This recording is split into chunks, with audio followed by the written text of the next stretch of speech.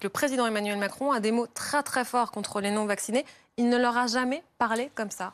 Oui, absolument. Une question lui est posée sur cette proportion de Français qui continuent à ne pas être vaccinés. Il dit, voilà, moi je ne suis pas pour emmerder les Français, référence à Georges Pompidou évidemment, arrêtez d'emmerder les Français, je peste toute la journée contre l'administration quand elle les bloque.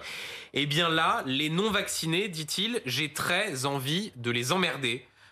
Voilà le chef de l'État. Et donc, on va continuer de le faire jusqu'au bout. C'est ça la stratégie. Donc, des mots très forts. J'ai très envie de les emmerder. On savait que la stratégie du gouvernement était de continuer à essayer de faire peser au maximum les restrictions sur les non vaccinés, avec un pass sanitaire transformé en pass vaccinal, avec un ministre de la Santé, Olivier Véran, qui disait ce pass vaccinal est une obligation vaccinale déguisée. Et bien là, on a en quelque sorte l'explication poussée jusqu'à la caricature avec un chef de l'État qui n'hésite pas à utiliser ces mots qui choqueront indéniablement. On parlait encore tout à l'heure de cette proportion radicalisée d'antivax, mais le président de la République considère vraisemblablement désormais, non pas que ceux-là ne sont difficiles à convaincre, mais du moins qu'il faut capitaliser sur ces plus de 90% de la population éligible qui est vaccinée, d'où ces mots très forts qui sont aussi d'un mot le résultat d'un constat politique qui est que Emmanuel Macron